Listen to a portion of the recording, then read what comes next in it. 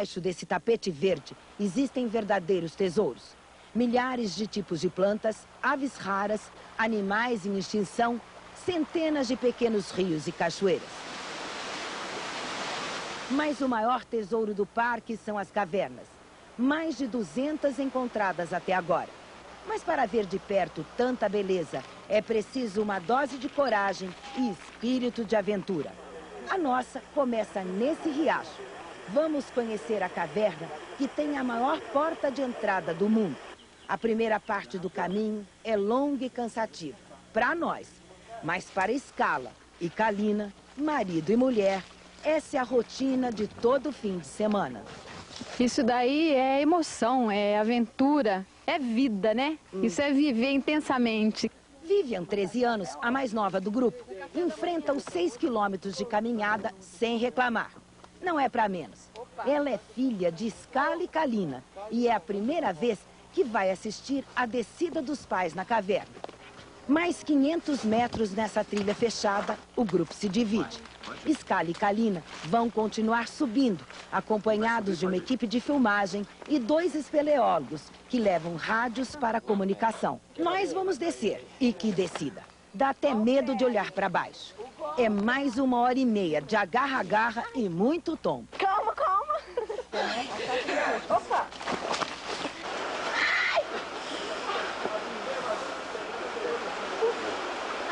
Valeu o sacrifício. E como valeu? A imagem da boca da caverna Casa de Pedra é impressionante. Lá em cima, Scala e Kalina se preparam para descer tudo isso. Ô mulher corajosa. Vou descer, hein? Tá ok. Tchau. Tchau. O olhar ansioso de Vivian se perde na altura da caverna. Ela ainda não vê, mas a mãe já começou a descer. São 40 minutos pendurada numa única corda. Parece incrível, mas esse pequeno ponto no espaço é Kalina.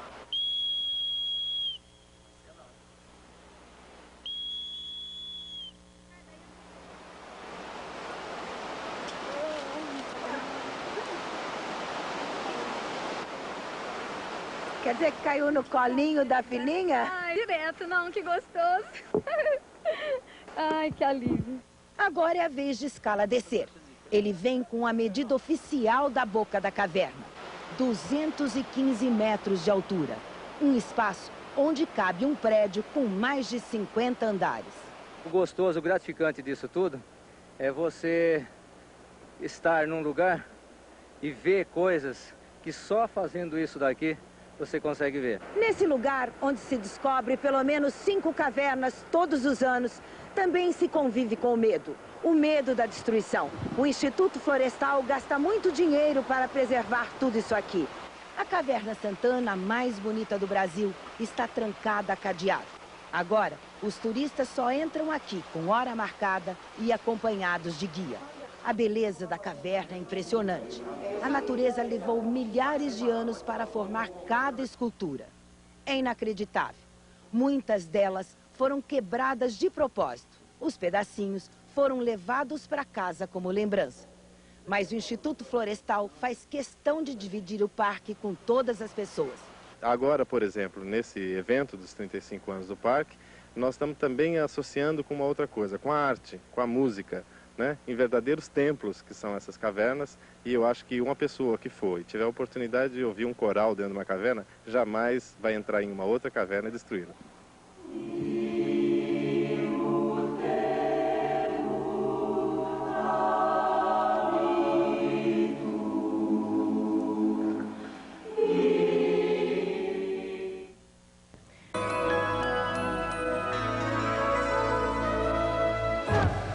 O Museu de História Natural de Nova York é parada obrigatória para qualquer visitante. Agora então, com os dinossauros tão em moda. Bem, mas a grande atração tem sido outra.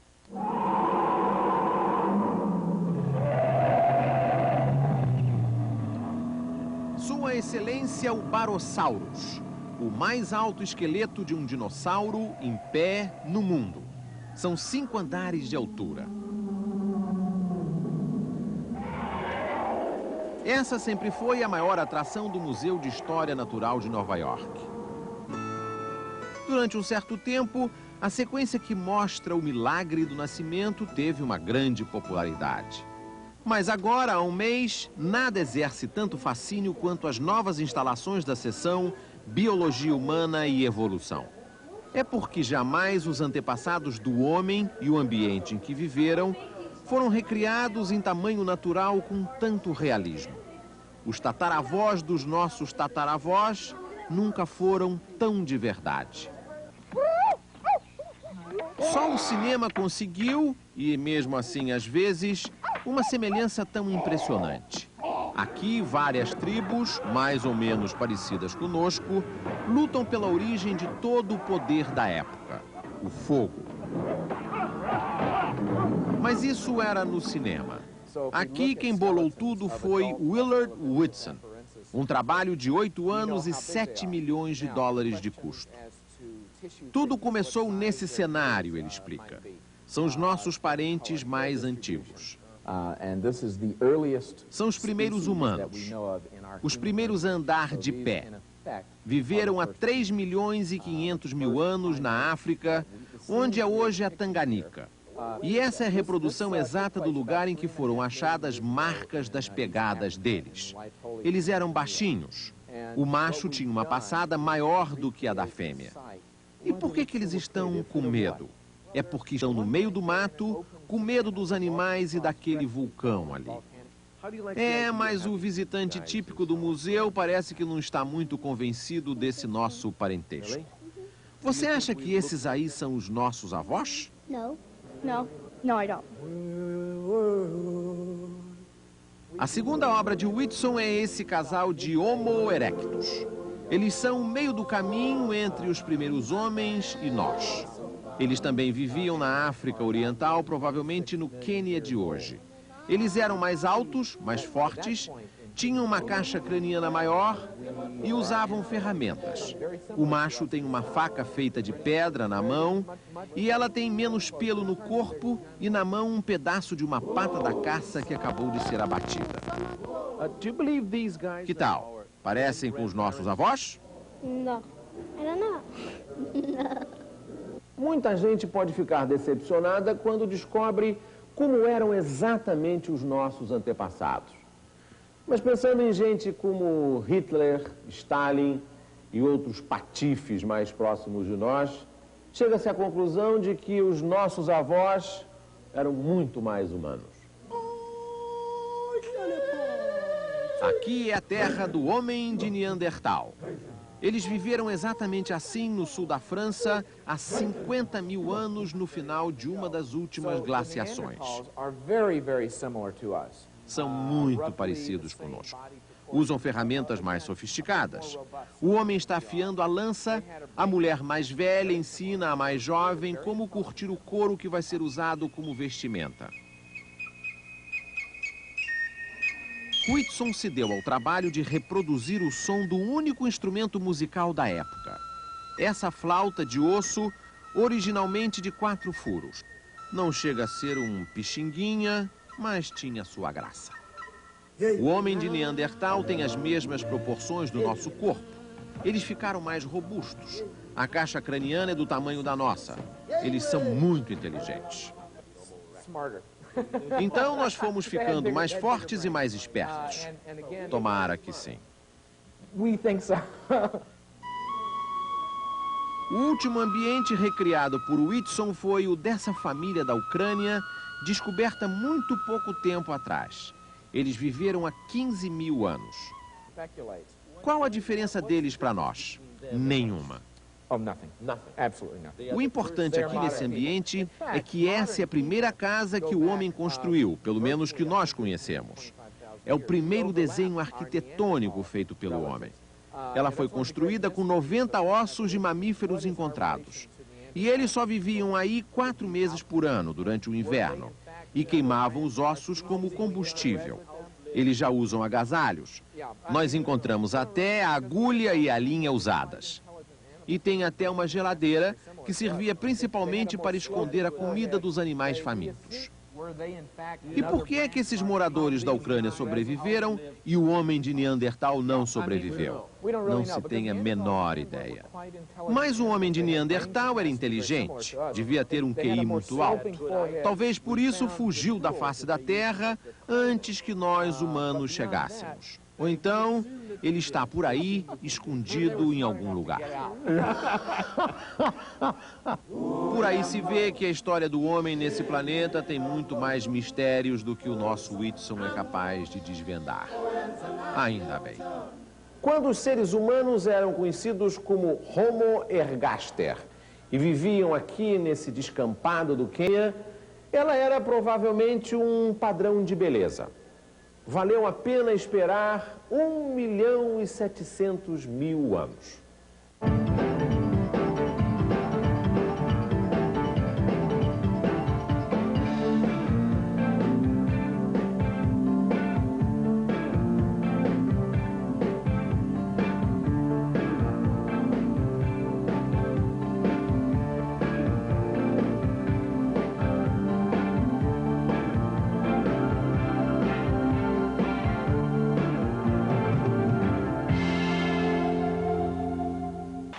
Do gramado, nas arquibancadas, no grito de guerra e na emoção, as duas torcidas deram um show. Tragédia em Sarajevo. Um campo de futebol é bombardeado na hora do jogo e 11 pessoas morrem. As vítimas foram enterradas no próprio campo. O ex-governador da Bahia, Nilo Coelho, volta a agir com violência. Ao depor sobre o atropelamento do fotógrafo Marcelo Tinoco mês passado, Coelho e seus assessores agrediram jornalistas.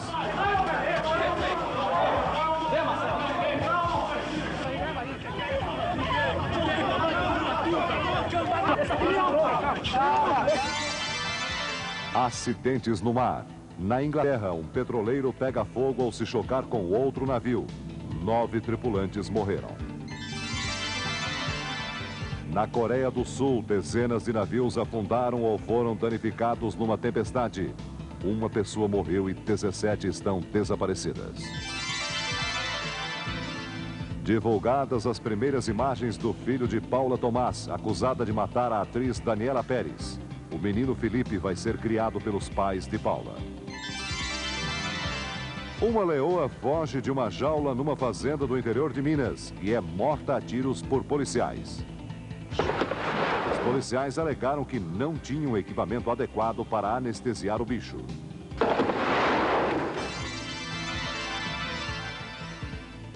Tempos de guerra com os símbolos da paz. As pombas invadem as cidades, atacam os campos e atormentam a vida de muita gente. No interior, o homem declarou guerra às pombas e em cidades como São Paulo, a briga também já se espalha pelas ruas. Uma sozinha é o símbolo da paz. 2 juntinhas representam o amor. 3 ou mais quer dizer problema à vista.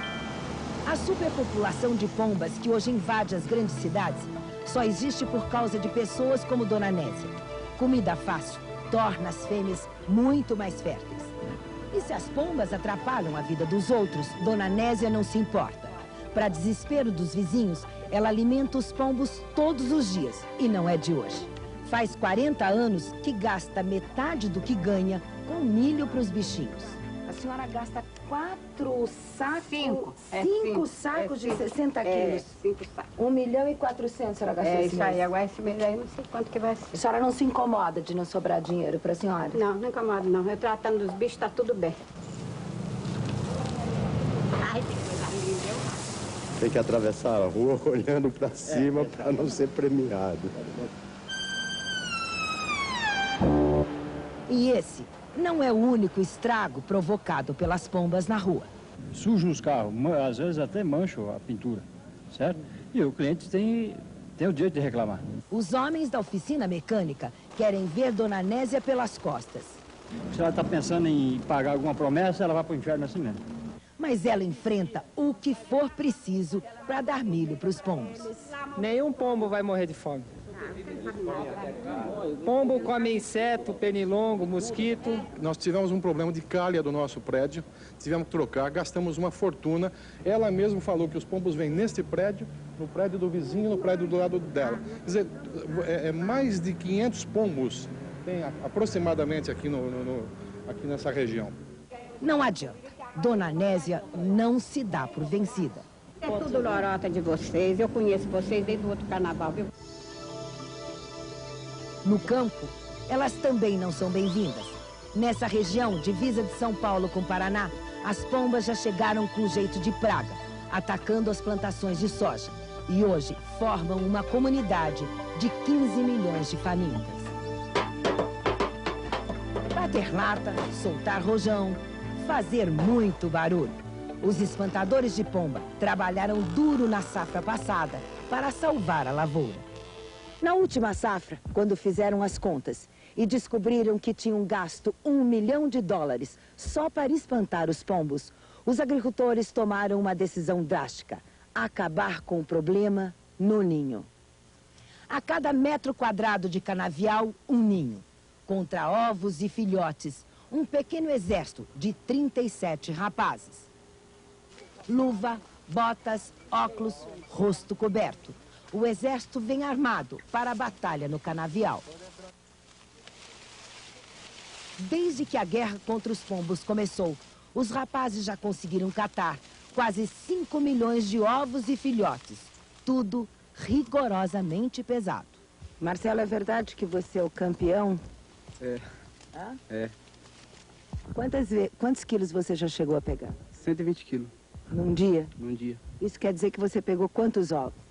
12 mil ovos. Num dia? Num dia. Em 5 meses, os garotos juntaram uma montanha de ovos. 45 toneladas. A ofensiva mais pesada contra a superpopulação de pombas autorizada pelo IBAMA, Instituto Brasileiro do Meio Ambiente. A avaliação visual do canavial mostra que está diminuindo bastante. A gente acredita que elas estão migrando para outras regiões. Na luta contra as pombas urbanas, já se tentou quase tudo. Repelente não deu certo. Os pombos acabaram se acostumando com o cheiro do inseticida. Repelente pegajoso fez muita pomba escorregar. Foi suspenso por causa do grande número de acidentes. Fio de nylon transparente. As pombas batem e voltam. Mas elas aprenderam rápido a desviar da armadilha. Anticoncepcional está fora de cogitação. Tem que ser importado e custa muito caro. Seu Davi passa a maior parte do dia tentando se livrar delas. Ele luta há anos contra a invasão das pombas na Santa Casa. Mas seu Davi é um. Elas são dezenas, centenas, para atormentar a vida das freiras. Elas dão uns chiadinhos em cima, aqueles gemidinhos delas, que... Barulho, né? Barulho. Tenta isso aqui pra tocar. Que é isso? Dá a cintinha aqui, ó. Que jeito que ela toca? Pra bater aqui na janela. Até a arquitetura do prédio da Santa Casa teve que mudar por causa das pombas. Mas não adianta. Elas não respeitam santo nenhum. E nos hospitais, como a Santa Casa, a preocupação é mais do que estética. Fezes de pombo tem um fungo que pode ocasionar a criptococose. É uma doença que começa com a infecção pulmonar e pode terminar num quadro meningítico grave. Pelo menos 4 vezes por dia, as técnicas da prefeitura enfrentam situações como essa. Briga de vizinho por causa das benditas pombas. Do lado de cá, Dona Vera Lúcia e seu quintal. Esse quintal foi lavado hoje pela manhã. Tá sujo, né? Do lado de lá, Dona Silvina Augusta e seu amor pelas pombas. O trabalho das moças é tentar convencer as pessoas a fazerem a coisa certa. A senhora está com pena de não alimentar os pombos? Eles, muita pena. Muita pena, mas eu não vou alimentar mais. Muita pena. Vai ser duro para Dona Silvina, mas ainda para Dona Nésia e para tantos outros amigos das pombas. Mas não tem outro jeito. A superpopulação na cidade só vai acabar se elas próprias batalharem o alimento. O melhor para todo mundo é deixar que as pombas voem com as próprias asas. Guimarães, um paraíso que fica a 60 quilômetros de Cuiabá, em Mato Grosso. Os cientistas já comprovaram que há 400 milhões de anos, toda esta região da Chapada dos Guimarães foi o fundo de um oceano. Mas ainda hoje, a água é o elemento que domina a paisagem por aqui. Chapada tem dezenas de cachoeiras que atraem turistas de todos os cantos. Porque lá na Europa não tem quase nada mais. No nosso é só indústria. Aqui é beleza pura. Aqui. A maior cachoeira da Chapada dos Guimarães é a Véu de Noiva. Uma queda d'água de 78 metros de altura, o equivalente a um prédio de 28 andares. Aqui o turista tem várias alternativas de lazer, aproveitando o cenário da região. As lagoas formadas em algumas cavernas servem para a exploração dos mergulhadores. Outros preferem o ritmo da velocidade, num passeio de bicicleta. Mas para admirar todas as belezas da Chapada e cuidar da saúde, longe da poluição, o ideal são as caminhadas pelas trilhas naturais.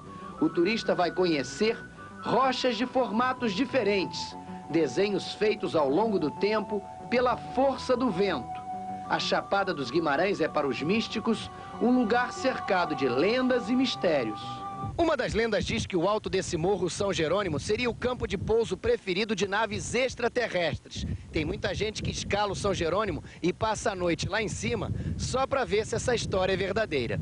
Este grupo que está descendo o morro é formado por 40 pessoas que vieram de São Paulo para conhecer a Chapada. Eles contam que passaram a noite no alto do São Jerônimo. Só vi estrela cadente, o céu, mas o disco não. Grupos como estes são comuns por aqui. Eles andam em média 20 quilômetros por dia. Caminhando por entre a mata, eles estão sempre em busca de pequenos paraísos. Pode ser um novo paredão, o voo de um bando de papagaios ou mais um espetáculo das aves.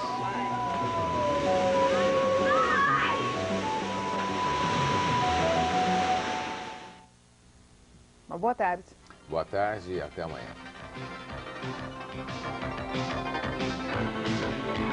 Último fim de semana, 2 dos acusados são soldados da Polícia Militar. Há suspeitas de que hajam outros policiais envolvidos. Eles saem pela cidade, comem, bebem e depois dizem que não tem dinheiro para pagar a conta. Neste restaurante foram consumidas comidas e bebidas finas, além de cigarros e chope. A conta...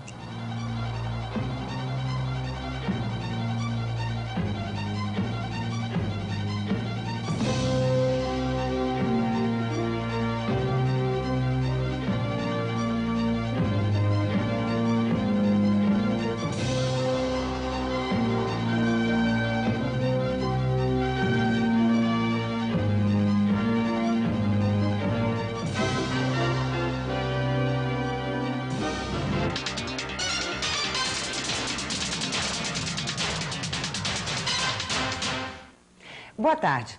Desde que o homem teve essa brilhante ideia de andar na vertical e aí liberou as mãos para poder produzir cultura, que aí ele paga um preço. A espécie humana sofre de dores na coluna. 80% das pessoas têm ou já tiveram algum problema com a coluna. A questão é tão grave que então o Bate-Boca resolveu dedicar um programa a esse problema e ver como que a medicina, em suas várias formas, vem tentando resolver o problema.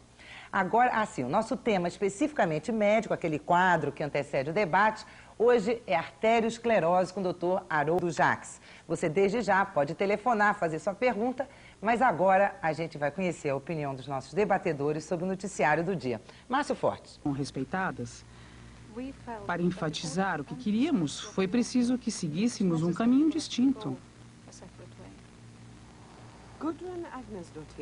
Gudrun Agnesdottir era médica no hospital quando entrou na política em 1983, movida pelo desejo de executar mudanças radicais. Ela achava que uma democracia dominada por homens era antidemocrática. Um grupo de mulheres da mesma opinião reuniu-se para contestar as eleições, tornando-se o primeiro partido separatista a se introduzir nos corredores do poder. Depois de 6 anos, Gudrun tornou-se presidente da Câmara Alta. Ela era uma das 6 deputadas que representavam a Aliança das Mulheres. O parlamento islandês é eleito por representação proporcional e tem 63 membros. A coalizão que governa muitas vezes precisa do apoio da Aliança das Mulheres, havendo assim o equilíbrio do poder. Elas têm objetivos precisos. Não há hierarquia e, portanto, nenhuma líder no Kvenalistin, que nem é chamada de